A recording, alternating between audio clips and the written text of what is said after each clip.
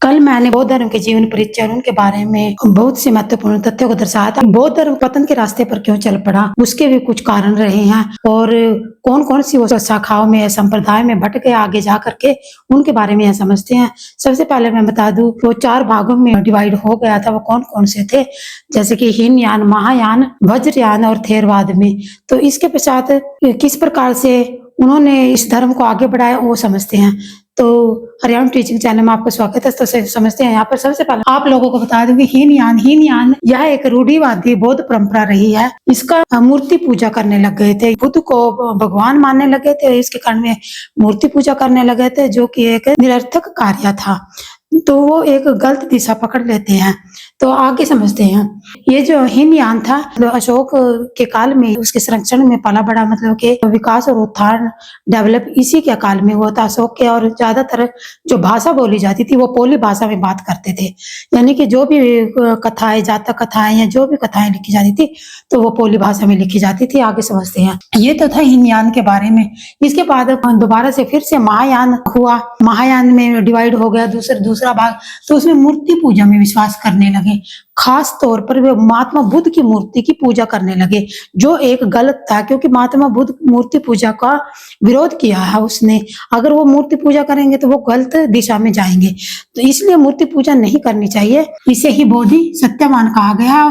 फिर इसके बाद क्या हुआ, इस धर्म का धीरे धीरे पतन होने लगा और वहां पर उसकी पकड़ किसने बना ली, संस्कृत भाषा का प्रयोग यहाँ पर बौद्ध ग्रंथों में होने लगा, यानी कि जो बौद्ध ग्रंथ थे अब संस्कृत भाषा में लिखे जाने लगे।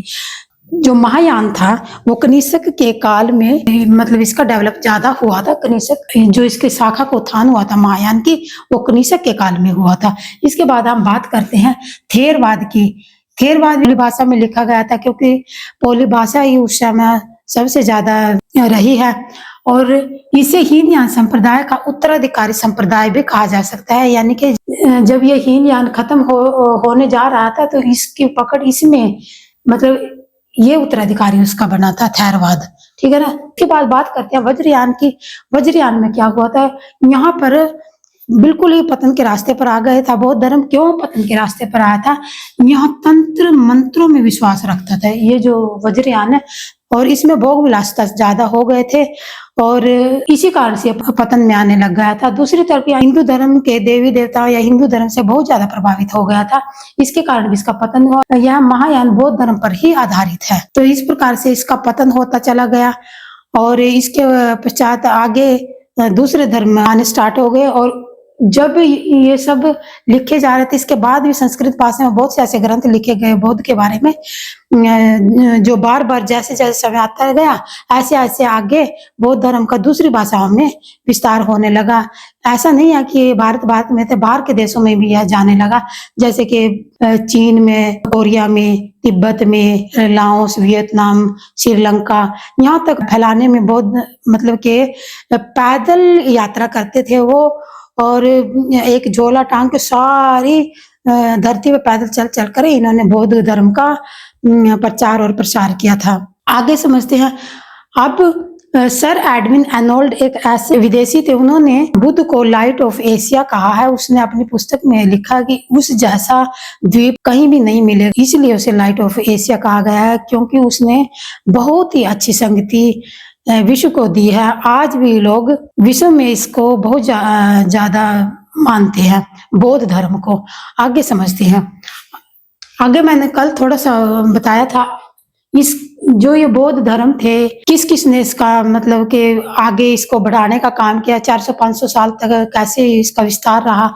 तो यहाँ पर पहली बौद्ध सभा, संगति का मतलब सभा होता है, पहले बौद्ध सभा हुई थी। उस सभा का सबसे पहले 483 ईस्वी पूरा हुई थी, वो राजगृह में हुई थी, और जो शासक था उसका अजात शत्रु था। और जब उसका अध्यक्ष कौन था, तो महाकश्यप था उस समय में। इसके संरक्षण में ये बौद्ध धर्म आगे बढ़ा। मतलब फिर इसके बाद क्या हुआ, 100 साल ऐसे ही निकल गए, फिर 383 ईस्वी पूरा आया, फिर 100 साल यहाँ निकले। ठीक है ना।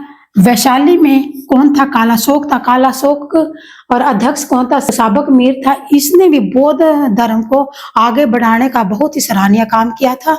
इसके बाद क्या हुआ, 250 ईस्वी पूर्व में पाटलिपुत्र जो आज बिहार में पड़ता है, वहां पर भी बौद्ध धर्म को आगे बढ़ाने का श्रेय गया है। और वहां पर जो पाटलिपुत्र था वहां का शासक कौन था, अशोक था। और उपाध्यक्ष कौन था या अध्यक्ष कौन था, तो मोगलपुत थे, उसका अध्यक्ष था।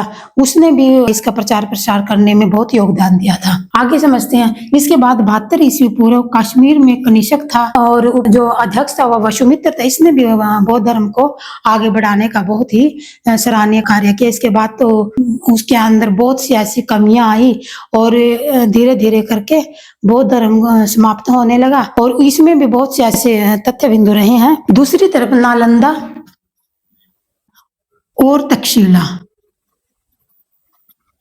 पुरानी यूनिवर्सिटी रही है। मतलब अब तो मैं ये यूनिवर्सिटी कहूंगी, ये बड़े बड़े महाविद्यालय थे जहां पर बौद्ध धर्म को अच्छी तरह से पढ़ाया जाता था। और बहुत दूर दूर के लोग, क्योंकि उस समय पे साधन तो नहीं होते थे, जिस तरह आज कारें चलती हैं ऐसा नहीं होता था। उस समय में लोग पैदल चल चल के आ करके यहाँ पर नालंदा और तक्षशिला जैसे विश्वविद्यालय में पढ़ते थे और बुद्ध धर्म के बारे में पूरी जानकारी लेते थे और पूरे विश्व में फैलाने का काम वो करते थे। इतना ही नहीं, जो ये आज का नालंदा बिहार में पड़ता है और तक्षशिला पाकिस्तान के रावलपिंडी में पड़ती है। और बौद्ध धर्म में इसलिए अपने आप में महान हो जाता है क्योंकि उसमें दूसरी तरफ क्या हुआ था, भूटान, ठीक है ना, भूटान, नेपाल, तिब्बत,